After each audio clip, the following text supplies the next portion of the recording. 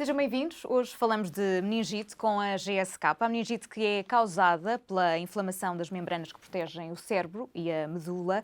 É uma doença que pode evoluir rapidamente, pode manifestar-se de diversas formas e hoje vamos entendê-la um bocadinho melhor.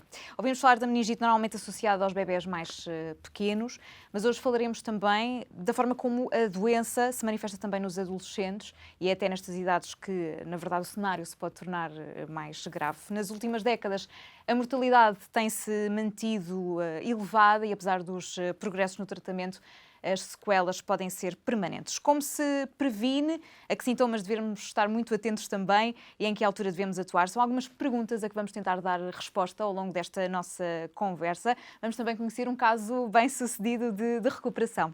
Connosco temos o médico pediatra e intensivista, o Dr. Francisco Abcacis. Francisco, bem-vindo. Obrigado pela sua disponibilidade. Olá. Também a Carmen Garcia, que é enfermeira e nas redes sociais pode encontrá-la como a mãe imperfeita. Olá, Carmen. Olá. E o João Saldanha, que é um jovem sobrevivente de meningite, e já vamos conhecer o teu caso também em detalhes. João, bem-vindo.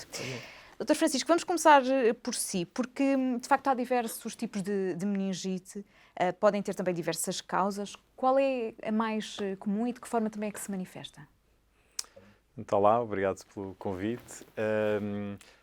A meningite pode afetar, na verdade, pessoas de qualquer idade, desde crianças a adultos, e tem duas grandes formas principais. Há as meningites virais, são provocadas por vírus, e as meningites bacterianas.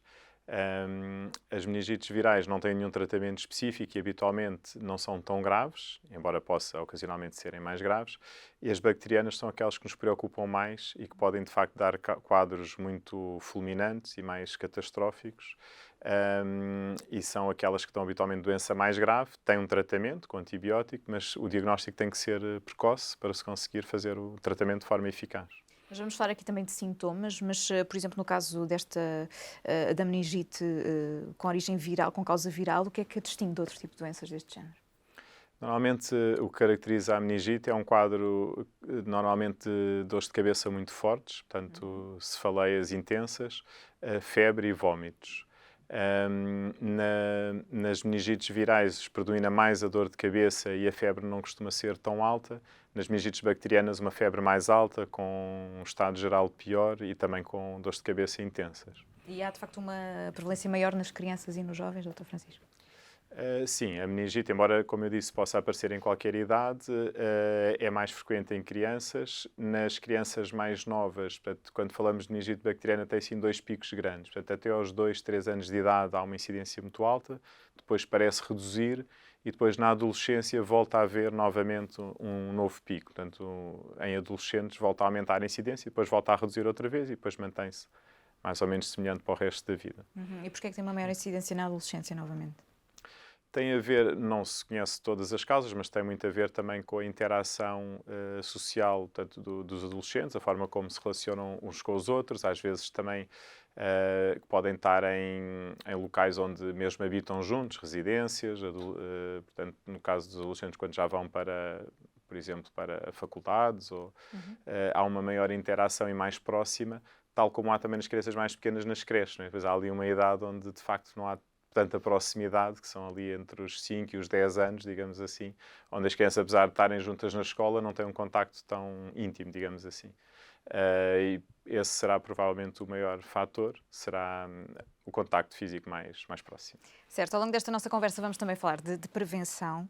E João, eu queria conhecer os teus sintomas também, como é que tudo isto se passou, como é que descobriste que tinhas meningite? Pronto, foi um bocadinho, para começar, muito obrigado pelo convite. Depois foi um bocadinho como estava a dizer o Dr. Francisco, foi dores de cabeça muito intensas, pronto, com a parte dos vómitos e febre também, isso tudo. Pronto, como se passou mais ou menos, não sei se foi essa a pergunta, mas Sim. começou, pronto, estava com as defesas um bocadinho em baixo. Digo isto aqui porque fui de castigo, mas para o norte de Portugal com os meus pais, passar a passagem de ano. E pronto, como estava assim meio de castigo, estava assim meio chateado, assim, as cervejas e isso tudo, depois a fazer. Basicamente estava na rua, estava a menos 1 grau, a rachar lenha. E comecei a ficar doente, comecei a ficar com umas dores de garganta, achei que ok, estou a ficar doente, sem problema nenhum. Voltei para Lisboa, começou as dores de cabeça mais intensas, E eu geralmente não me queixo muito de dores de cabeça e do resto de tudo, não é? E pronto, tenho uma tia que, por acaso, pronto, tenho sorte que é pediatra, pronto, a minha mãe ligou, olha, o João está aqui, está com dores de cabeça, geralmente não se queixa, tipo, achas que lhe dou alguma coisa para tomar? Ele disse, olha, não lhe dês está para faltar o nome, não é antibiótico, possivelmente antibiótico ou anti-inflamatório, não sei muito bem. Para não camuflar os sintomas, não é? Exatamente, João? porque pode efetivamente mascarar. Mas no teu caso, tu achaste que era uma constipação? Já queria uma Isso é constipação, normal. estava a passar mal, mas por assim, estava mesmo com muitas dores de cabeça, estava no quarto, luzes apagadas, tudo, não consigo comer nada, não conseguia beber nada, estava só, pronto, a vomitar também, essas coisas assim. E pronto, depois lá no fundo disse-me aos meus pais, olha, já agora, por favor, vamos lá embora, vamos para o hospital. Pronto, estava com fotofobia, pronto, que é, basicamente não estava a conseguir, pronto, com luz assim. Tinhas uma grande sensibilidade à luz. Sim, sim, sim. E pronto, depois cheguei lá, eles começaram a perceber o que é que se pode estar aqui a passar, tipo, foi tudo muito, muito, muito rápido, aí posso dizer que trabalhar muito, muito, muito bem e tive muita sorte com essa parte. Foi tudo muito rápido, foi mandar-me logo para fazer uma TAC, possivelmente, não sei, TAC ou ressonância, deve ser TAC, acho eu. Esse ataque de urgência deve Exato. ser TAC. Mandaram para fazer um ataque. Depois foi quando os sintomas se começaram a agravar um bocadinho mais. Comecei como é que eu posso dizer? Na metade da cara ou do corpo, não sei, tipo, começou tipo. Estava tipo dormente, não sentia nada, isso tudo. Depois. Ou seja, o teu quadro, no fundo, agravou-se muito rapidamente. Muito não é? rapidamente. Foi muito, muito, muito. Honestamente, eu acho que sim. Tipo, foi. Acordei de manhã com um bocado de dor de cabeça. Depois, tipo, ao princípio da tarde, início de noite, estava para esquecer, basicamente. E depois, pronto, depois foi isso. Tive uma grande sorte, tive muitos médicos à minha volta. Isso foi tudo em São Francisco, entretanto. Depois é que me passaram para Santa Maria, Tudo isto com 17 anos. com 17 anos, exatamente. E pronto, e foi muito isso aí. Depois fizeram uma punção lumbar, só para ter a certeza, acho eu, que é para ter a certeza. E pronto, e a partir daí apaguei completamente. E apaguei, digo, ou seja, porque adormeceram-me, acho eu. Estiveste assim como induzido. Exatamente, durante alguns dias, não sei quantos, não me lembro muito bem, isto foi aqui com o meu médico, por acaso tenho sorte de estar aqui ao meu lado. Sim, o Dr. Francisco acompanhou, não é? Da parte em que tu estavas a dormir. E cá está. Eu estava a acordar. Exato. Exato. Alguém estava acordado lá à volta. Muito bem, já vamos perceber mais detalhes da tua história. Mas, Carmen, qual é o papel dos enfermeiros em tudo isto também? Estes quadros de evolução muito rápida, não é? Depende. São normais? O primeiro papel do enfermeiro, e aqui mais também a nível de cuidados de saúde primários, é sempre a educação para a saúde e informar os pais de quais são os sintomas, os sinais aos quais devem estar atentos. Nós ensinamos sempre que quando as crianças têm uma febre muito alta, febre superior a 72 horas, se, por exemplo, não conseguem tocar com o queixo no peito, se são incapazes de fazer isto, ensinamos a detectarem umas pequenas manchinhas vermelhas que aparecem, que nós chamamos de petéquias, que se carregarmos, elas não desaparecem. Portanto, a maioria das manchas atenuam quando nós carregamos. Aquelas não. O vómito em jacto, a dor de cabeça, a fotofobia. A ideia é o enfermeiro, em primeira instância, servir como um educador. Portanto, ensinar os pais a perceberem. Nós estamos sempre a dizer aos pais que não devem correr com as crianças para a urgência, não é? Mas há um conjunto de situações em que sim, faz sentido que eles corram para a urgência. E o papel do enfermeiro é ensiná-los quais são essas situações. Uma suspeita de meningite é uma delas, não é? Uma criança com febre alta, cefaleia, fotofobia, com petequias, a vomitar em jacto, não é para ficar em casa. Portanto, o nosso primeiro papel é o papel de educadores. Depois, o papel, em contexto mais hospitalar, eu trabalhei sempre em cuidados intensivos, portanto, imagino que no caso, por exemplo, do João, não é? O nosso papel acaba por ser o mesmo de sempre, que é o papel de manutenção de órgão, de administração da terapêutica prescrita, de monitorização, vigilância de todos os parâmetros vitais. Quer dizer, o médico faz a prescrição, mas acabamos por ser nós quem está ali, quem está sempre a olhar para eles. E em cuidados intensivos, obviamente, nós temos sempre o médico connosco, que é uma grande mais-valia, mas estamos ali para monitorizar todos os parâmetros. Mas neste caso concreto, e não querendo focar muito nos cuidados hospitalares, eu acho que o grande papel da enfermagem se faz ao nível dos cuidados de saúde primários, nesta parte do ensino aos pais. É preciso explicar aos pais quais é que são os sinais de alarme e a partir daí, porque não só porque a taxa de mortalidade da meningite é alta, nós sabemos, mas também porque as sequelas existem, não é? O meu filho mais velho tem 5 anos, é surdo profundo. Muitas crianças e adultos que nós conhecemos na Associação de Surdos ficaram surdos em consequência de meningites. Portanto, é uma doença muito mortal, com muitas consequências e, portanto, o nosso primeiro papel, o primeiro papel da enfermagem aqui é ensinar aquilo com que os pais se devem efetivamente preocupar. E dada a sua experiência, parece-lhe que hoje temos uma sensibilidade maior também para ir explicando estes sintomas, porque por aquilo que o João nos estava a dizer, não é? Descrever, se cá temos muitos pais que nos estão a acompanhar e estão a pensar, bom, facilmente se calhar confundi isto com uma constipação e se calhar a atuação não tinha sido tão rápida se não tivesse existido uma tia que era pediatra. Nós hoje somos mais claros em tudo isto? Temos aqui uma evolução ou não? Os sintomas são diferentes, não é? Numa constipação normal, em princípio, as crianças não têm cefaleias tão intensas, os vômitos...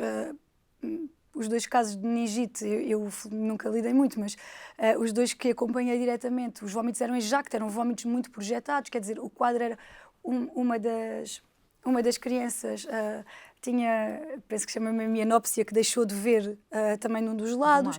Aliás, a grande queixa e o que fez os pais irem ao hospital foi isso, já foram alterações neurológicas mais, portanto a criança não via de um lado. Eu acho que os pais hoje em dia, não é, esta geração de pais é diferente da geração de pais que nos precedeu, não é? Eram pais menos escolarizados. Hoje em dia as pessoas, uma grande maioria das pessoas está mais desperta, percebe mais rapidamente o que é que são os sintomas de gravidade, os cuidados de saúde primários também melhoraram nesse aspecto.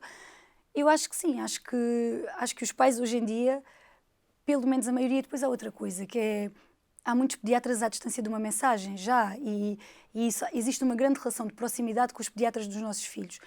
E mesmo as crianças que não são seguidas por pediatras, porque nem todas têm de sê-lo, não é? Os cuidados de saúde primários têm uma consulta de saúde infantil, mas eu acho que hoje em dia há uma distância maior. Antigamente a medicina era mais paternalista, havia um distanciamento muito grande entre os médicos e os doentes, que hoje em dia já não existe.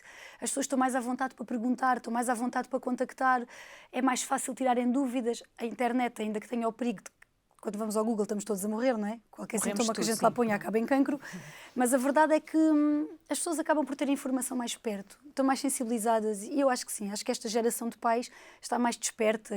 Mas pronto, esse também é o nosso trabalho, também estamos a fazer aqui hoje, não é? Exatamente a dar as ferramentas para os pais saberem quando é que devem atuar. Certo, doutora Francisca Becassis, é mesmo isto, a atuação rápida e esta interpretação de sintomas é muito importante nestes casos. Sim, sem dúvida, e como dizia a Carmen, é ensinar os pais nas consultas em que as crianças estão bem, quais é que são os sinais de alerta que devem motivar.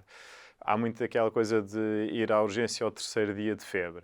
Mas provavelmente o 3º dia de febre até é o dia em que não devem ir, porque das duas uma, se fosse uma doença grave já tinham que ter ido, ao 3º dia já é tarde demais.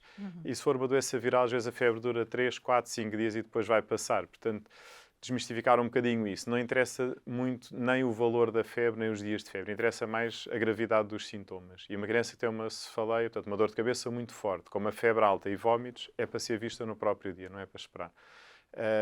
É diferente. Agora, por exemplo, tivemos uma epidemia de gastroenterite, as crianças estão com vómitos, diarreia, mas tem vómitos e diarreia mais fácil, porque vómitos e diarreia, em princípio, é uma gastroenterite. Isto não dá diarreia, a meningite não dá diarreia. Portanto, se são só quer dizer, por acaso, agora as novas estirpes até podem dar para confundir.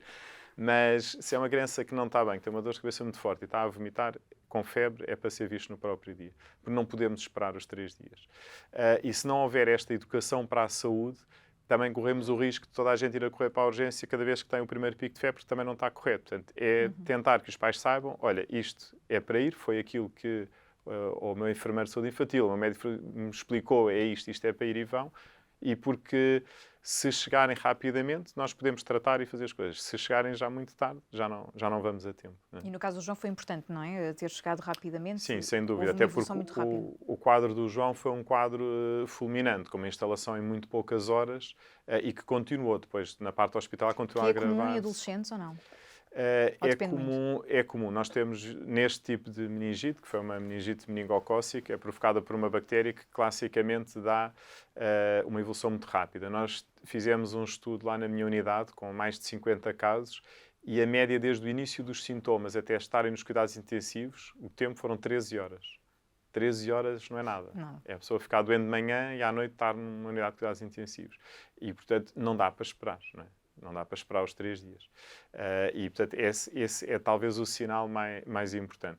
Claro que alguns destes sintomas se confundem com outras doenças. Dor de cabeça é muito frequente, febre e dor de cabeça também, mas se calhar febre, dor de cabeça e vómitos, sem mais nada, é para ser visto. João, tu estiveste em coma, não é? Como disseste. É assim a designação correta do Francisco? Sim, ele esteve em coma. Primeiro, ele próprio não foi sedado, ele próprio, a seguir à punção lombar, teve um agravamento do estado de consciência e começou a entrar em coma e depois teve que ser ligado a um ventilador pela equipa de transporte. Portanto, já foi transportado, ventilado e aí depois damos medicação para ele estar em coma também. Como é que foi receber uma notícia destas, João? Quando tu tiveste consciência daquilo que tinhas e te explicaram aquilo que tinhas para um rapaz de 17 anos, como é que foi? Tu já sabias alguma coisa sobre a doença? Foi completamente novo para ti? Não fazia nem ideia. Assim, pronto, eu assumi que quando estava nas urgências de São Francisco, quando disseram se calhar era melhor chamar alguém da parte de neurologia, o que for, eu pensei, se calhar é um bocadinho mais grave, não sei. Depois, pronto, como estava aqui a dizer, foi uma evolução muito, muito, muito rápida. E até estar a dormir, pronto, nem houve tempo para sequer processar nada. Portanto, essa parte foi simpática, estava cheio de dores de cabeça, estava um bocadinho desconfortável. Mas depois, quando acordei, é muito confuso. Estava muito, muito, muito confuso. A perguntar-lhe onde é que estás? Estou no hospital, sim, mas onde? Estou em São Francisco. Não, sou em Santa Maria. E eu, ok, está bem, tipo, que dia é hoje? E eu, para começar, pronto, era dia assim, não sei em que dia que eu entrei no hospital, pronto. Sei que, não sei o quê, estiveste a dormir um bocado, essas coisas todas, está tipo... E eu, pelo menos no início, eu não percebi muito bem o que é que se tinha passado. Depois foram assim, aos bocadinhos, porque acho que se calhar também dá jeito, possivelmente não ser de logo toda à bruta, tipo, olha, tiveste isto, não sei o quê, tipo... Portanto, acho que foi bem feito, portanto, obrigado. E pronto, mas efetivamente foi uma confusão enorme. E a partir daí, a tua recuperação? Correu bem, acho eu, foi um bocadinho chata, não é? Estive no hospital durante alguns dias, não sei quantos mais ou menos, deve ser para aí 10 dias ou assim, possivelmente, talvez menos. Foi à volta disso, sim. E pronto, sabe, depois teve esta parte chata que foi, como eu estava ligado, estava com um dreno aqui na cabeça, não podia levantar da cama, não é? Então tive imenso tempo deitado, então comecei a perder imensa força, isso tudo, depois... Basicamente estava muito fraco a seguir à meningite. Então pronto, foi uma recuperação assim um bocadinho mais lenta porque não tinha, porque não tinha força, basicamente. Certo, e tu estavas na escola na altura? Estava na escola, estava no secundário já, estava no 11º. Foi um bocadinho chato porque eu perdi muito tempo até voltar mesmo às aulas. Perdi uma grande parte do ano escolar. Então, pronto, eu estava em ciências e isso tudo, estava com uma boa média e de repente, claro que a minha média baixou de 17 para 14, assim, uma pessoa fica um bocadinho mais triste, não é? Depois, para voltar ainda por cima, ano de exames nacionais, pronto, perdi muita coisa, então tive de acompanhar, então o esforço físico de estar a ir para a escola e fazer tudo, porque estava cansado, nada a dizer, mais a parte de voltar a acompanhar tudo, tipo, e estudar, e preparar, mais stress, isso tudo, e portanto, pronto, foi um bocadinho assim, demorou um bocadinho de tempo, mas depois correu tudo bem. E as pessoas que te rodeavam, os teus colegas, por exemplo, os teus amigos, faziam muitas perguntas? Faziam. Percebias que havia muito desconhecimento em relação à doença? Sim, não faziam nem ideia, não é? Tipo, as pessoas olham, se aqui, tipo, ele está no hospital. Nem os meus irmãos, logo ali de início, e tenho muitos médicos na família, nem os meus irmãos estavam a perceber muito bem o que é que estava a passar, porque, pronto. Mas depois sim, mas à minha volta, os meus colegas todos da escola, não é? Aí eu fazendo, não sei o que aconteceu, mas como é que isso aconteceu? Eu fazia, sei lá, eu estava a dormir, não sei, tipo, estava... E depois, pronto, depois foi... por acaso, logo a seguir a mim, houve outra pessoa a ter meningite lá na escola, lá nos Salesianos, passado 2 meses, não sei, mas foi viral, não foi bacteriano, portanto foi assim. Então acho que a partir daí, pronto, os professores começaram a falar um bocadinho mais, também falaram um bocadinho com a minha turma, em especial porque sabiam que eu ia voltar para a escola. E pronto, e estar lá eu assim... Claro, e prepararam toda a gente para o cenário, não é? Sim. Carmen, isto é importante. Nós ouvimos o João a contar o caso e aquilo que passou, foram aqui momentos bastante difíceis. Como é que depois também se jeita tudo isto emocionalmente? Há uma rede de apoio necessária nestes casos? É necessário criar essa rede de apoio? Muito honestamente, pela minha experiência em cuidados intensivos, falta-nos um elemento fundamental desta rede de apoio, pelo menos nós não tínhamos, que é um psicólogo, para fazer depois aqui esta ligação. Ou seja, quando nós começamos a preparar a alta de um doente em cuidados intensivos, geralmente o caminho é cuidados intensivos, enfermaria e depois casa. Não sei, no caso do João, fez enfermaria também, não é? Eu acho que eu sempre tive muito esta noção que quando um doente sai da unidade de cuidados intensivos, e especialmente ali no nosso caso, aquilo muda tudo, não é? Muda a equipa de enfermagem, muda o médico, e apesar de nós a informação passar de uma forma muito completa para a equipa seguinte, Eu sempre defendi que faz falta um elemento, nomeadamente um psicólogo, para fazer depois esta ligação entre os diferentes serviços e a casa dos utentes, a família. Porque o que o João estava a dizer, que ele acordou confuso, acorda-se confuso da sedação. Eu lembro-me perfeitamente de uma história em que nós na unidade estávamos muitas vezes a olhar a bomba, uma bomba perfusora, não é? Olhar a bomba, está a apitar a bomba. E o utente nosso a acordar achou que estava num cenário de guerra. Portanto, ele estava em pânico, só dizia, mas que guerra é esta? Porque ele só ouvia falar em bombas e nós nem temos essa noção. Portanto, as pessoas estão confusas e nós vamos fazendo o que podemos, vamos transmitindo a informação de forma gradual, vamos tentando que a pessoa com calma vá aceitando, vamos validando aquilo que vamos dizendo, mas eu acho sempre que falta ali um suporte emocional diferente que nós não estamos preparados para dar, porque não somos o nosso treino para isso, nós estamos mais treinados para outras coisas. Eu acho sempre que faz falta um psicólogo para acompanhar estas situações para o depois, não é? O João provavelmente veio para casa sem ser acompanhado por psicólogo, ninguém preparou a família, se calhar ninguém o preparou para dizer isto, olha João, vai ser difícil agora, tu perdeste muito tempo, vamos lá trabalhar aqui algumas coisas. Eu não sei, nós deixamos muitas pessoas sozinhas a fazerem o processo de luto sobre a sua doença, não é? Os médicos estão lá, os enfermeiros acompanham, ele depois tem consultas de seguimento, mas há sempre ali um processo de luto pós-doença e pós-internamento em cuidados intensivos. Quer dizer, internamentos em cuidados intensivos não são uma coisa que se faça de ânimo leve. Aliás, os estudos mostram que há uma taxa de depressão importante associada a internamentos em cuidados intensivos, que no ano seguinte muitas pessoas desenvolvem uma depressão. E eu acho que, mais uma vez, nós deixamos a saúde mental destas pessoas para trás. Do João está bem resolvido, outras pessoas provavelmente não ficariam. E aquilo pelo que o João passou, que ele até agora diz com leveza e com uma certa graça, quer dizer, quando ele diz, ele tem muita sorte, não é? Está aqui, está vivo, não tem nenhuma sequela. Portanto, efetivamente, ele tem sorte. Há pessoas que, infelizmente, não têm tanto e até sobrevivem, mas têm sequelas. E eu, às vezes, acho que essa parte da saúde mental falha um bocadinho. Acho que as equipas são muito completas dentro da UCI, depois são muito humanas, muito boas tecnicamente, mas depois há alta para casa e as pessoas são um bocadinho, as pessoas e as famílias são um bocadinho deixadas sem uma grande rede. Isso é importante, é o doente e a família, não é? Porque pois, é o cuidador, nós esquecemos-nos muitas vezes do papel do cuidador depois em casa, não é? Porque ali eles estão connosco, somos nós os cuidadores, a equipa de saúde, mas depois eles vão para casa, às vezes numa situação perdem tónus muscular, perdem massa muscular, perdem força. E se calhar o João que voltou para casa no pós-meningite não foi o João que saiu de casa no dia em que foi para o hospital, claro. Não é? E ninguém prepara os pais para lidarem com um João mais debilitado, que se calhar precisa de ajuda no banho as primeiras vezes, que se cansa muito, que as pessoas, aqui em Portugal, nós fazemos com que as pessoas se tornem cuidadores à força, portanto vão navegando à vista. Eu acho sempre que nós aí desprotegemos muito as famílias. Fez-te falta este acompanhamento, João? Tiveste algum tipo por acaso de acompanhamento? tive acompanhamento, pronto, que eu a seguir isso eu senti mesmo, pronto, eu queria ter um psicólogo e acabei por ir para o psicólogo. Pronto, não foi, eu não sei, por acaso não sei se eu falei com um psicólogo lá no hospital, possivelmente falei, mas depois fui efetivamente para um psicólogo, sabe, porque é uma confusão, não sei, uma pessoa fica só confusa, não é? Depois veio parte de, era adolescente, não sei o quê, depois a revolta com o mundo, ou o que for, não sei, tipo... Claro, a fase da vida é muito particular. Isto afetou, por exemplo, a tua escolha profissional, depois no seguimento para a faculdade, não sei se afetou de alguma forma? Assim, honestamente não, um bocadinho, mas mais, em termos mais práticos, porque pronto, a minha média foi... Falaste da questão da média, exatamente. Foi-se embora, não é? Podia ir, disseram muitas vezes, olha, fica mais um ano, repete o 11º ano, e eu disse, não quero, tipo, vou avançar, vou fazer, e pronto, e depois escolhi engenharia, porque é o que eu gosto, portanto tive sorte também. Mas que sim, mas que mesmo assim depois tem esta parte de, como estavam aqui a dizer, que a meningite efetivamente se consegue ter uma taxa de mortalidade muito alta e é isso tudo. E eu depois, pronto, o que é que passa pela minha cabeça? Porque eu, sabe? Tipo, porque é que eu estou aqui e o outro não está? Porque é que eu estou aqui e o outro está, mas não está nada bem, com sequelas e pronto, essa parte aí, portanto, acho mesmo que é importante. Esta parte de haver o apoio depois de um psicólogo, se calhar. Alguém para conversar, para alguém que esteja mais equipado para efetivamente, para me conseguir, não é responder às minhas perguntas, mas pelo menos tentar validar um bocadinho o que é que eu estou a pensar e ajudar-me depois a seguir um bocadinho.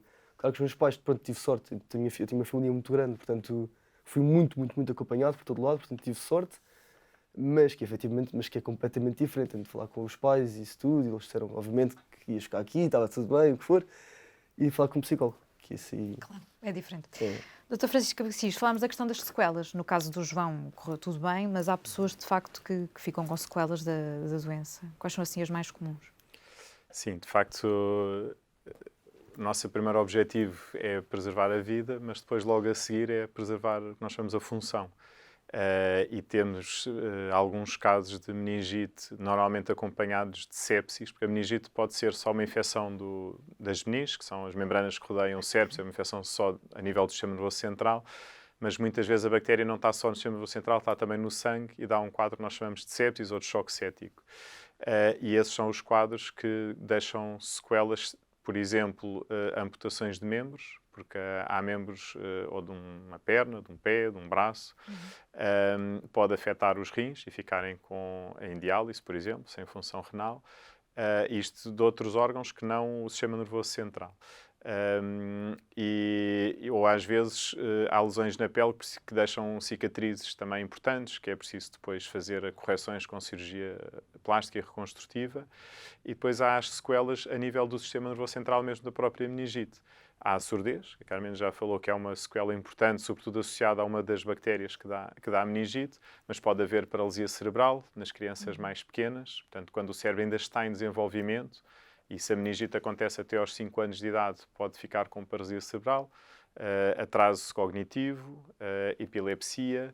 Portanto, todas estas sequelas podem acontecer em crianças que tiveram meningite. E, portanto, estamos a falar de sequelas graves que podem mudar claramente a vida das pessoas. Uhum. Falou aí da questão das crianças. Há alguma faixa etária que seja mais frequente este tipo de complicações ou não? Sim, num cérebro que ainda se está a desenvolver, uma infecção grave, tanto nos primeiros anos de vida, dá com mais frequência este tipo de sequelas. Portanto, nas crianças mais novas é mais frequente haver paralisia cerebral, epilepsia, atraso cognitivo, mas pode haver sequelas graves também em crianças mais crescidas, em adolescentes. Certo. Falando aqui também, nós já falámos da questão da mortalidade, que se mantém muito, muito alta. Portanto, isto num cenário global, a evolução tem sido essa? Tem-se mantido a mortalidade alta? Não tem havido assim grande alteração? Ou temos aqui, por exemplo, há 20 anos, há um cenário bastante diferente daquele que encontramos hoje, a nível global? Não, há uma grande diferença, que é o número de meningites reduziu significativamente. Portanto, a partir do início do século XXI, dos anos 2000, quando começaram a surgir, sobretudo, vacinas contra algumas das bactérias que provocam meningite, assistimos a uma redução muito grande. Nós tínhamos muitos casos de meningite que foram reduzindo e, portanto, se há menos casos, vamos imaginar que a mortalidade na minha unidade é cerca de 10%, não chega bem a 10%. Mas é diferente se tivermos 3 ou 4 casos por ano ou se tivermos 30 ou 40 casos por ano. Portanto, há uma redução importante, não que os casos sejam menos graves, mas há, sobretudo, uma redução do número total de casos desde que se começou a fazer a vacinação. Isso nós notamos uma diferença muito grande. Tanto que os médicos mais novos, muitos deles ainda ou não fizeram... No outro dia tive uma médica que já estava no 5º ano de pediatria e nunca tinha feito uma punção lombar. Nós fazíamos punções lombares, não digo todos os bancos, mas com muito mais frequência. Não é que eu seja muito velho, mas já não sou. Tenho este ar, mas já sou velhinho. Mas de facto, notámos uma redução muito grande. O que tem também um problema, que é, como não estão tão habituados a ver estes quadros, às vezes podem passar despercebidos. Não só entre os pais, como nós falámos, mas os profissionais de saúde, e aqui estou a falar de médicos e enfermeiros, podem não se aperceber dos sinais de meningite, quando era uma coisa muito frequente e estávamos todos muito atentos para isso. Agora é mais raro e, no meio de uma urgência muito movimentada, pode passar despercebido alguns sinais de meningite. Portanto, é bom haver menos casos, mas também tem este preço. Mas, de facto, em termos de mortalidade, reduziu por isto. A percentagem em termos de mortalidade não muda muito, porque quando é uma doença muito grave, é mesmo muito grave. E nos últimos 15, 20 anos não mudou assim tanto os tratamentos que podemos fazer. E a Covid-19 veio aqui atrapalhar as metas que estavam estabelecidas ou não? A Covid-19 veio fazer primeiro uma coisa, que foi, tivemos um ano onde não houve doenças infecciosas. Não houve, nós não tivemos nenhuma meningite, nenhuma bronquiolite, não houve nada. Quando as pessoas estavam fechadas em casa, as bactérias e os vírus são passados de pessoa para pessoa. Se nós não sairmos de casa, as bactérias e os vírus também não saem e, portanto, mudou. O que é que aconteceu? Tivemos 2 anos em termos de doenças infecciosas muito bons, ou 1 ano e meio, mas depois agora voltaram e digamos que a natureza está a vingar-se de nós e, portanto, voltaram em força. Portanto, já voltámos a ter casos de meningite, já voltámos a ter bronquiolites, estamos a ter muito mais do que tínhamos antes. Casos de meningite, por exemplo, no Reino Unido, há mais casos agora do que havia antes do confinamento, por exemplo? Tem acontecido com quase todas as doenças isso. Nós em Portugal ainda não temos um aumento muito grande dos casos de meningite. Começou por haver mais aumento de casos de pneumonias. Estamos a ter muitos casos de pneumonias graves e também e agora de bronquiolites, que também está na época. Não deveria ser ainda a época, mas começou Certo. mais cedo. Mas isso tem a ver com as mudanças assim, os vírus e as bactérias não desapareceram, nem vão desaparecer. Portanto, apenas deixaram de circular. O que é que acontece? Nós estamos em equilíbrio com o meio ambiente. Portanto, é normal o ser humano ser exposto a bactérias e a vírus. Esta bactéria que provocou a doença tão grave no João, eu posso ter essa bactéria na minha garganta e não me dar doença nenhuma, dar-me uma dor de garganta. Portanto, nós vivemos em equilíbrio com o meio ambiente. E nós desfizemos esse equilíbrio com os lockdowns, com os confinamentos. E, portanto, o nosso sistema imunitário está habituado a ser exposto frequentemente a vírus e a bactérias. E aquilo que se pensa, e que é quase certo, é que agora este ressurgimento de doenças com maior gravidade, e até doenças esquisitas por vírus que não provocavam doença, não é que os vírus tenham ficado de repente mais agressivos e as bactérias. O nosso corpo é que deixou de ter contacto e, portanto, o nosso sistema imunitário está mais fraco. E, portanto, agora tivemos crianças que não tiveram durante o primeiro ano de vida qualquer exposição a vírus, mães grávidas que não tiveram exposição a vírus e então não passaram anticorpos para os filhos. Estes filhos nascem sem anticorpos e quando apanham o vírus têm doença mais grave. Vamos falar um bocadinho da prevenção da meningite. Quais são assim, as ideias base que daria nesta questão da prevenção, doutor? Assim, a prevenção da meningite passa essencialmente pela vacinação, porque nós não podemos propriamente mudar comportamentos, nós não podemos achar o ser humano é um ser social e assim deve continuar. Portanto, a prevenção passa por vacinas, portanto, nós temos vacinas que são muito eficazes contra as bactérias que provocam a meningite. Conseguimos sempre, quando surge uma vacina no curto prazo, vamos de certeza salvar vidas e salvar muitas vidas. É possível que daqui, o que acontece normalmente é que estas bactérias têm vários grupos ou tipos diferentes. E quando nós fazemos uma vacina para um grupo, esse grupo desaparece e depois começam a surgir outros que vão substituí-lo. E depois nós inventamos mais uma vacina que vai cobrir esses. Mas neste jogo, em que nós vamos tentando imunizar a população, estamos sempre a ganhar, porque durante uns anos vamos salvar de certeza muitas vidas. Se calhar daqui a 100 mil anos já não será assim, mas nestes anos vamos ganhar. Portanto, vale a pena investir na prevenção, fazer esta doença que o João teve, nesse momento já existia uma vacina para a prevenir. E eu lembro-me, só que lá está, nós próprios associamos muito a crianças pequenas. No dia em que eu cheguei a casa depois de ter tratado o João naquele dia e a primeira coisa que eu fiz antes de ir para casa fui à farmácia, comprei 4 vacinas. Eu não devia dizer isto aqui, mas sentei os meus 4 filhos na cama. Ai, senhor, E vacinado em perguntei casa. quem é que ia ser o primeiro e consegui vacinar os 3 primeiros. O outro fugiu a correr, mas eu agarrei e vacinei os 4. E ainda havia colegas meus que na altura não recomendavam a vacina. E é verdade que é uma doença muito rara, mas é também muito grave. É como fazer um seguro. Eu, quando faço um seguro, não estou a pensar que vou ter um acidente de viação ou que vou ter... Mas eu faço o seguro para, se me acontecer, eu estar protegido. E aqui a vacina funciona como um seguro. Portanto, é difícil, a não ser que eu não possa, por motivos económicos, ou que não consiga de todo. Mas mesmo assim, felizmente no nosso país há muito poucas pessoas que não consigam pagar uma vacina porque gastam dinheiro, seguramente, noutras coisas que podem ser canalizadas para aí.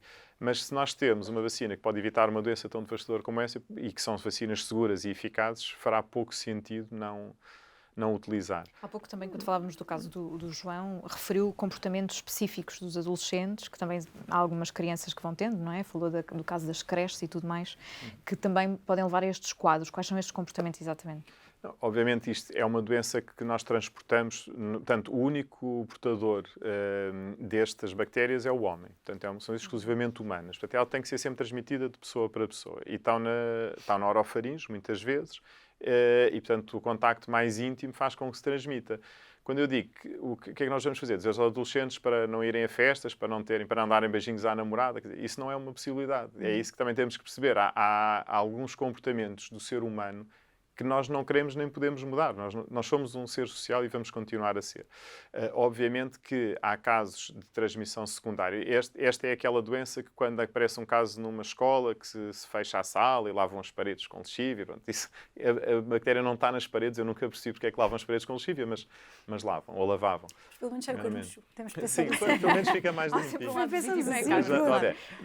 Mas implica fazer, a pessoas que tiveram um contacto mais próximo, implica fazer uma profilaxia. Portanto, a prevenção é uma prevenção secundária. Portanto, às pessoas que tiveram um contacto, por exemplo, que dormem no mesmo quarto, essas pessoas têm que fazer também antibiótico porque pode haver transmissão secundária. Portanto, há uma prevenção secundária quando há um caso sinalizado e o delegado de saúde normalmente faz isso, é identificar quais é que são os contactos que têm que fazer essa prevenção.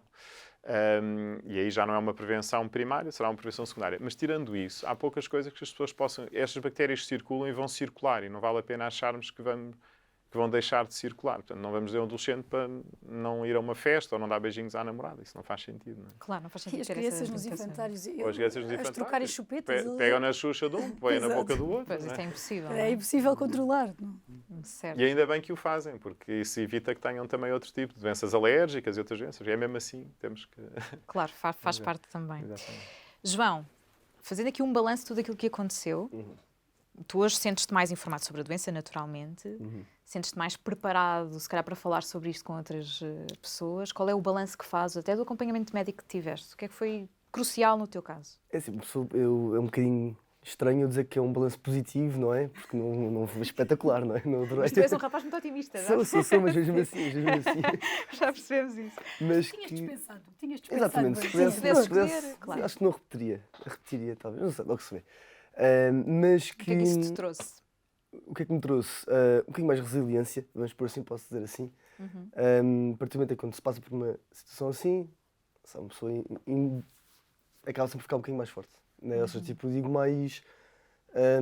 sabe, tipo, já passei por pior, vamos por assim, portanto, dá para relativizar tudo um bocadinho. Sabe, tipo, também é bom, por exemplo, neste caso agora aqui, dá para falar um bocadinho acerca da doença, assim, num contexto assim mais à vontade, mais... Sem ser assim tão negativo, porque é verdade que é uma doença chata, uma doença má, isso tudo, mas que nem tudo é mau. Eu a mim corro muito bem, muito obrigado, outra vez. Eu há pouco perguntava-te sobre as tuas escolhas profissionais. Sim. Eu ouvi dizer que tu quiseste ser médico, algures no tempo, estou enganada ou não? Quis. E por causa disto ou não?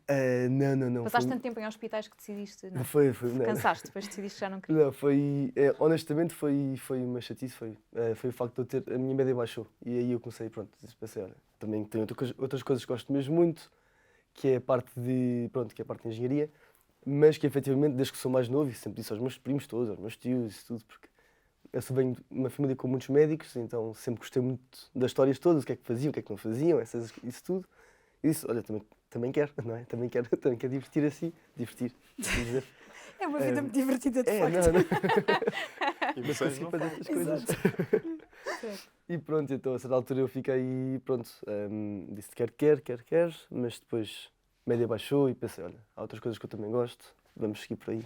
Engenharia, cá está, pronto. Carmen, sendo mãe, com miúdos mais pequenos também, e não falando aqui de nenhum caso em concreto, tirando o do João, que é o único que podemos falar de facto, houve assim algum caso que se cruzasse ao longo da sua vida profissional, da meningite concretamente? Não, eu tive e este eu posso falar porque é do meu sobrinho, não se confirmou ele fez a punção lombar, não se confirmou a meningite, foi uma bacteriemia oculta que nunca conseguimos saber, ele teve internado bastante tempo, mas nunca fez antibioterapia de largo espectro, ou seja, que cobre um grande número de bactérias, portanto, que resulta com um grande número de bactérias. Nunca chegámos a saber exatamente qual é que foi, mas eu lembro-me de chegar à casa da minha irmã para ir ver o meu sobrinho, e ele na altura tinha 2 anos e tal, estava quase a fazer 3, e eu já andava na escola de enfermagem e fui visitá-lo, porque a minha irmã tinha-me dito que ele estava adoentado.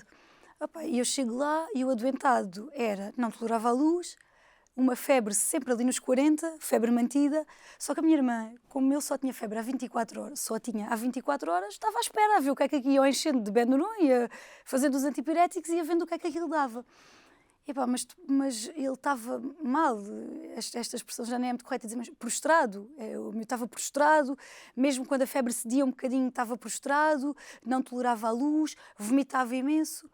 E eu disse, tu tens de correr para o hospital agora. Ele, achas? Nem digo nada à pediatra. Diz, já que eu estou louca, estou a mandar uma mensagem, o menino ainda nem tem febre há 24 horas. E eu corro para o hospital, ele tem de ser visto no hospital. E quando chegámos, ele fez análises e tinha a PCR, que é um marcador de infecção, digamos assim, é um parâmetro que teoricamente está a zero, não é? Quando não temos, estou a falar bem, quando não temos uma infecção, a PCR não temos aquela proteína, e ele estava a 60, que é assim uma monstruosidade. E eu comecei a pensar, pronto, é uma sepsis, é um não sei o quê, e de repente a pediatra diz-me, olha, tia, porque a minha irmã, entretanto, não conseguiu estar mais lá dentro, vamos fazer uma punção lombar. Pronto, e na minha cabeça, já nem esperei para ver o que é que saía dali. Na minha cabeça era uma meningite, eu fiquei louca. Saí eu também, teve de ir o meu cunhado lá para dentro, porque primeiro foi a minha irmã e depois fui eu. Eu fiquei enlouquecida e vim ralhar com a minha irmã cá para fora. Mas ralhar mesmo má, tipo, ele tem uma meningite e a culpa é tua, tu viste a criança assim e não a trouxeste. E ela só chorava e eu cada vez mais má, quer dizer, foi mesmo uma revolta mal canalizada, não é? Com irmãs assim. Exato. E eu, tu já viste? Mas, sei lá, eu lembro-me de ter perdido completamente o controle porque eu fiquei tão aflita, tão aflita, tão aflita. Ou seja, aquilo foi uma coisa que me destroçou de uma maneira, pensar que ele podia ter uma meningite e de facto acabou por não se confirmar, ele esteve muito doente, mas não era uma meningite. Depois, eu já disse há bocadinho, onde eu conheci mais pessoas que tiveram meningite e que ficaram com sequelas foi mesmo na Associação de Surdos, nos encontros de surdos a que vou com o meu filho, apesar do meu filho ser um surdo implantado, ter um implante coclear, mas eu faço questão que ele esteja com crianças que nem sequer são implantadas e que treinem a língua gestual portuguesa, porque ele é surdo. E aí sim, eu tenho conhecido algumas pessoas que efetivamente tiveram meningites, foram processos graves, internamentos e cuidados intensivos, e a sequela, conheço um caso que a sequela não foi só a surdez, é também um atraso cognitivo, penso que não é paralisia cerebral, mas há ali uma oligofrenia que não havia, há ali nitidamente um atraso cognitivo também pós-meningite. E os outros, pronto, foi a surdez, que já é uma sequela bem chata. Se calhar a gente até pensa, é menos má, ainda assim é muito limitadora e é chata. Eu posso estar redondamente enganada, mas eu julgo que houve uma altura, se calhar, em que se falava bastante de meningite. Depois tivemos, se calhar, aqui uma pausa, porque eu lembro-me de ser pequenina e falaste muito da questão dos sintomas, a rigidez do pescoço e tudo mais. Houve, se calhar, aqui uma pausa e agora estamos, felizmente, a voltar a falar do assunto. Estou enganada ou não? Houve aqui quase uma tranquilidade aparente, por causa também da vacinação, como falava talvez associada à vacina, não é? Diminuiu os casos, nós também andámos todos histéricos com a Covid, agora tem tempo e agora continuamos a ter Covid, mas diminuíram os casos e já não falamos tanto no assunto, não é? Imagino que, mas por exemplo, a própria OMS continua a ter um plano para baixar o número de casos de meningite e nos países em desenvolvimento, portanto, nesses países continua a ter um plano. E eu acho que as pessoas mais velhas, a meningite é uma palavra que assusta muito, não é? Mesmo os nossos avós, assim, porque se morria muito e porque havia muita meningite. E eu acho que sim, acho que tem toda a razão. O que aconteceu foi, portanto, se falávamos em meningite, as pessoas ficavam todas em pânico, depois, e felizmente, com as vacinas, reduziu muito os casos e então as pessoas, de facto, respiraram um bocadinho fundo e se calhar já não estão tão alerta para esta doença que continua a haver. Nós continuamos a ter. Agora, a diferença é que nós, depois das vacinas, na minha unidade agora, temos cerca de 3 casos por ano. E nós antes tínhamos mais, tínhamos 10, se calhar. 10 não digo, mas chegavam a entrar no mesmo dia mais do que uma meningite, coisa que agora já não acontece. Mas são todos graves. Portanto, na minha unidade, eu trabalho na unidade de cuidados intensivos, né? Portanto, nem todas as meningites vão parar na unidade de cuidados intensivos. Certo. Há meningites que se conseguem tratar a tempo e que não precisam. O caso do Jô, se puder contar, tem uma particular. Ele estava a dizer que tinha um tubinho, um dreno a sair, porque ele teve que ser operado. Eu estava a pensar porquê, juro. Sim, já agora só esclarecer também para as pessoas que nos estão a ouvir, porque é que ele tinha um tubinho a sair da cabeça. Sim. É que o caso do João foi, de facto, um caso muito grave. E ele veio transferido, de facto, de outro hospital, do Hospital São Francisco Xavier, durante a noite, e quando nós chegámos à unidade, nós fazemos a passagem dos doentes todos os dias de manhã, junto à cabeceira de cada doente. E o João foi o primeiro doente. E, normalmente, a meningite não costuma precisar de estar ligado a um ventilador e estar em coma. Isso não acontece. A meningite só nas muito graves. E ele não tinha o tal quadro de sepsis, era mesmo só uma meningite. E, portanto, passam o doente e eu viro-me para a minha chefe e digo, olha, continuem a passar os outros, eu vou ficar aqui. Porque há qualquer coisa aqui que não me está a bater certo. Porque é que ele está ventilado? Isto não bate muito certo. Vou ficar aqui, continuem, já não vou assistir ao resto da passagem. E fui-lhe fazer um exame. Fui buscar uma máquina que nós temos na unidade, que é uma máquina que faz um exame que se chama Doppler transcraniano, que permite, é como se fosse uma ecografia ao cérebro, e permite mais ou menos ter uma ideia se a pressão dentro da cabeça está aumentada ou não. E eu faço o exame e estava aumentadíssima. Portanto, ele estava em coma porque a pressão dentro da cabeça dele estava muito aumentada. Então, ainda nem a passagem tinha acabado, eu telefonei para os colegas da neurocirurgia e disse, temos aqui um miúdo com meningite, ele tem que ir já para o bloco operatório. O que ele fez foi A meningite é uma infecção à volta do cérebro. Nós temos líquido que circula à volta do cérebro. E o líquido dele, que normalmente é um líquido cristalino, era pus, estava cheio de pus. E, portanto, não circulava e começou a entupir esse líquido e começou a aumentar. Nós chamamos uma hidrocefalia. E, portanto, ele, na verdade, esse líquido a não conseguir circular e estava a aumentar cada vez mais a pressão dentro do cérebro dele. E se isto não for rapidamente descomprimido, porque o nosso cérebro está dentro de uma caixa fechada, que é o crânio, deixa de ter circulação e isso leva à morte. Não é? E, portanto, ele foi operado, logo passado uma hora estava no bloco a ser operado. O que é que fizeram? Puseram o tal tubinho para tirar este pus de dentro do cérebro e isso baixou a pressão intracraniana. E, portanto, não é só os antibióticos para tratar a infecção, no caso dele foi um bocadinho mais, teve que fazer esta cirurgia e quando acordou ainda tinha esse tubinho a drenar o tal líquido. E, portanto, ele, de facto, na verdade, teve bastante sorte, porque no meio disto tudo estamos a falar de um espaço de menos de 24 horas, não é? em que tudo isto aconteceu. Claro, por isso é que ele é um rapaz muito positivo, porque Se de facto tem razões para ser fosse alentejano positivo. como eu, todos os anos na Páscoa ia levar um borrego aqui a este senhor ao meu lado. Pois, pronto, fica só a nota. Ias lá oferecer o Mas borrego. convidaram para ir ao Alentejo e deram uma garrafa de vinho. Pronto, então Mas se afinal... fosses mesmo alentejano como eu, era o borrego, era o borrego. Mas foi de Esses facto. quadros podem levar a sequelas muito graves, não é? Sim, claro que sim. E nós já tivemos, infelizmente, casos em que esta hipertensão não houve forma de controlar ou foi tão grave e que depois pode levar mesmo à morte. Porque se aumentar muito a pressão, o sangue não entra dentro do cérebro. O cérebro deixa de ter oxigênio e sangue. E, portanto, ele teve a meningite, teve uma complicação da meningite e foi tudo tratado assim em simultâneo. Mas de facto, pronto, alerta para a velocidade a que se pode instalar um quadro destes. Mesmo esses quadros de hipertensão intracraniana costumam demorar mais tempo. No caso, ele foi tudo muito rápido mesmo, porque a infecção era uma bactéria muito agressiva e ele não tinha hipótese, mas depois felizmente conseguiu-se fazer tudo no tempo certo e aqui estamos sempre a dizer mal do nosso SNS. E correu tudo bem, porque ele foi atendido num hospital que percebeu rapidamente que precisaria de outro tipo de cuidados, foi transportado por um sistema de transporte que nós temos só para estas situações, que é o transporte interhospitalar pediátrico, que o ventilou no local e o trouxe já ventilado, e depois foi para a unidade de cuidados intensivos, num hospital que também tem neurocirurgia, e tudo isto foi feito em 16 horas. E, portanto, tudo funcionou, desde os pais o terem levado, ele ter dito aos pais, tinha aqui para o hospital, até a tia, que é pediatra também era pediatra lá no nosso serviço, ter dito que de facto era uma situação que podia ser grave, portanto tudo funcionou na perfeição e por isso temos aqui o João para dar o seu testemunho Mas conseguiu vir de braço ao peito, caramba. Mas isto já não tem nada a ver com meningite. Não, Claro que não, mas... Sou mesmo eu. Mas pronto, mas João, a tua vida, para quem nos está a ouvir e que está a ouvir este relato, não é? É completamente normal a tua vida hoje em dia. 100%, 100%. Aliás, até tenho muita sorte, não é? Fui para a universidade, estudei engenharia, estive a viver fora o ano passado também, durante um ano em França, foi muito giro. Portanto, é isso, perfeitamente normal. É isso, não sei como é que eu posso explorar um bocadinho mais.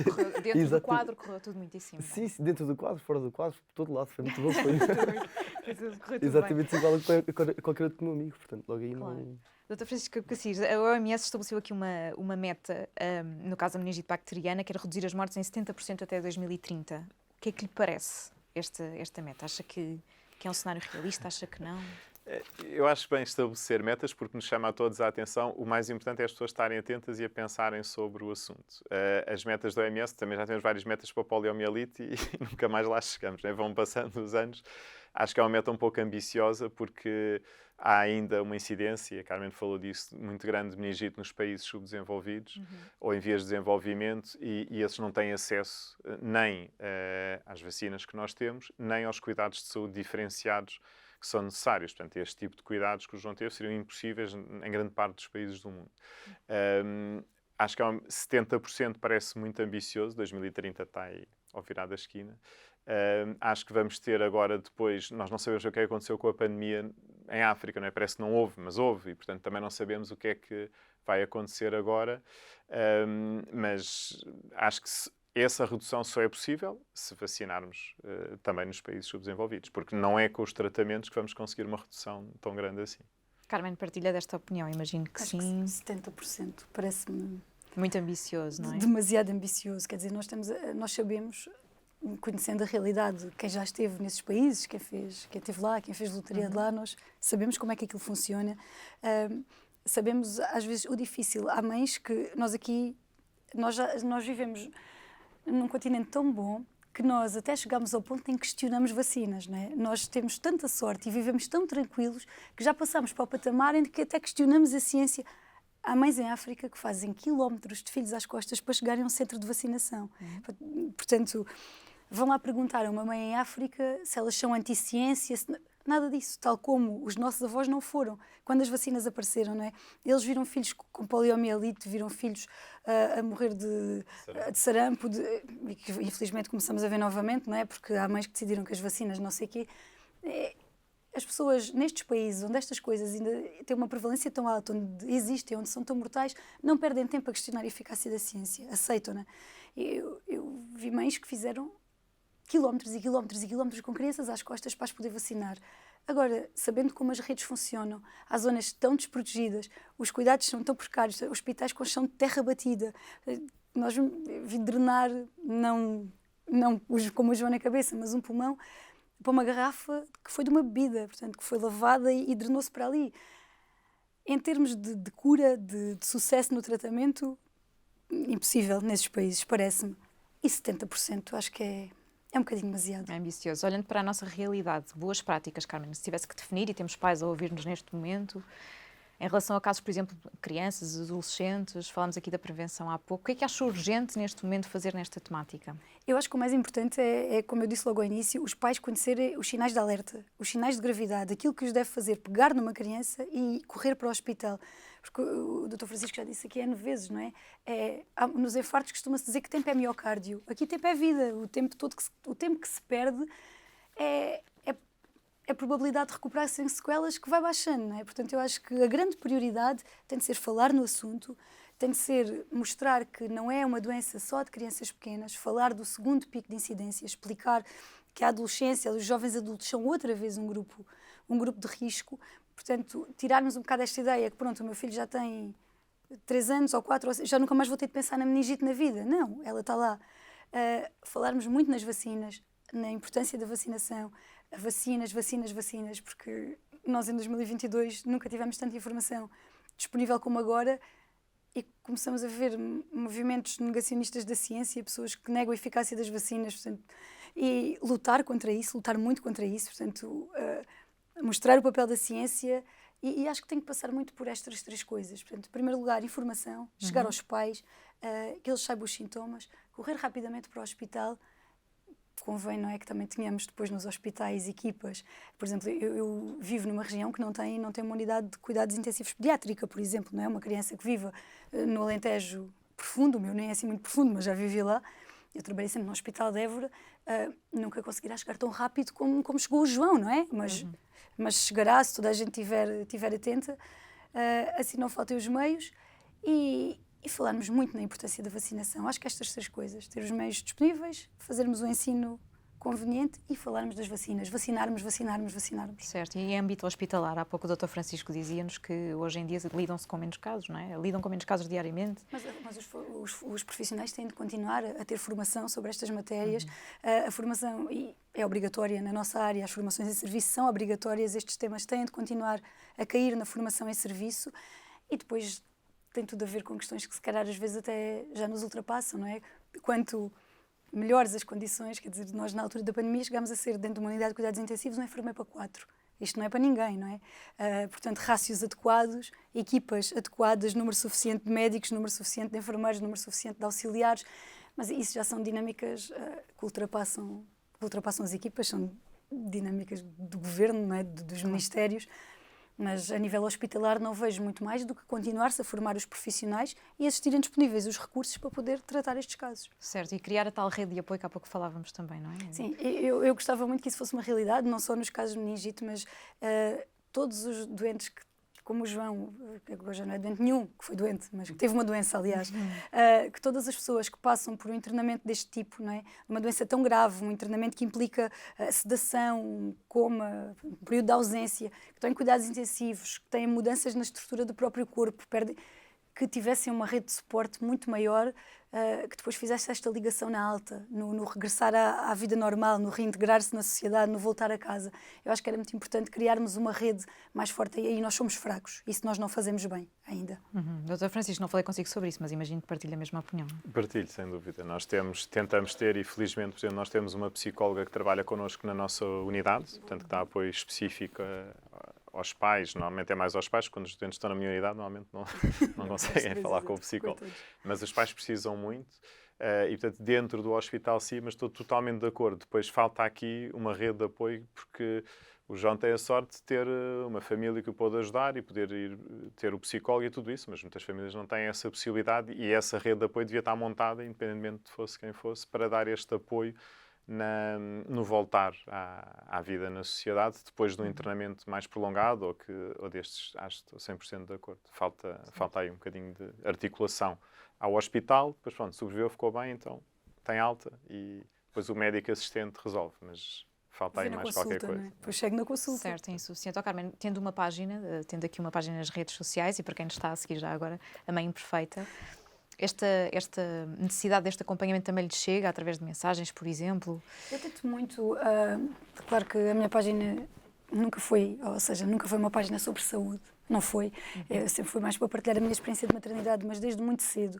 Ainda a página não tinha, sei lá, eu acho que a primeira publicação que fiz mais de educação para a saúde, a página não tinha ainda nem 15 mil seguidores, portanto era mesmo um embriãozinho. E uma coisa que eu fui fazendo foi, à medida que a página foi tendo cada vez mais seguidores, agora está perto dos 200 mil, foi aumentar o número de publicações relacionadas com a saúde. E tenho uma publicação sobre a meningite que vai sair em breve, só que pronto, eu tentei ser muito modernaça e fazer aquilo em vídeo e, portanto, demora sempre mais tempo a editar e essas coisas, né? Tentei fazer um Reels sobre a meningite e, pronto, eu não sou assim a rainha dessas partes. Mas eu tento sempre. Eu acho que nós temos de olhar cada vez mais. Os médicos, eu sou bilíngue, vivi muito tempo, a minha família paterna é espanhola, eu estudei entre cá e lá e havia, na altura em que eu vivia lá, no último período em que eu vivi lá, os médicos falavam muito nas redes sociais, chamavam el agujero negro, tipo, que as redes, era mesmo a expressão que os médicos usavam para descrever as redes, era tipo um buraco negro. E o problema é que quando a gente assume esta postura de que as redes são um buraco negro e vamos nos distanciar dela, estamos a dar espaço para a corrente que não as larga, que são as correntes da conspiração, da desinformação, da anticiência. Por isso eu tento fazer com que as minhas redes, pelo menos a Mãe Imperfeita, tanto no Facebook como no Instagram e também no Twitter, no Twitter é mais, chamo-me Enfermeira Imperfeita, tem mais a ver, mas eu tento muito que sejam lugares de educação para a saúde e não tento sempre, pelo menos 2 vezes por mês, tento fazer uma publicação que chame mais a atenção para estas coisas. A da meningite, pronto, como eu disse, era para ter saído agora em outubro, que foi o mês da meningite. Coisas de edição de vídeo atrasaram, mas vai sair em breve. E enquanto eu for mantendo esta capacidade, eu quero sempre que a minha página sirva também para isso, que seja uma ferramenta.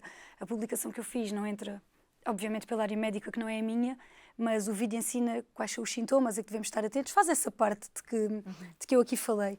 E eu acho sim que temos que parar as pessoas, há muito esse preconceito ainda um bocadinho, acho que há menos, mas na classe médica, distância das redes sociais, que a gente ali perde a credibilidade e aquilo é esse tal agujero negro que é quando se mete toda, sabe? E agora tive aquilo. e pronto, e temos que, estou toda atrapalhada, temos que largar isso e pensar que as redes são cada vez mais uma forma muito direta de chegar às pessoas.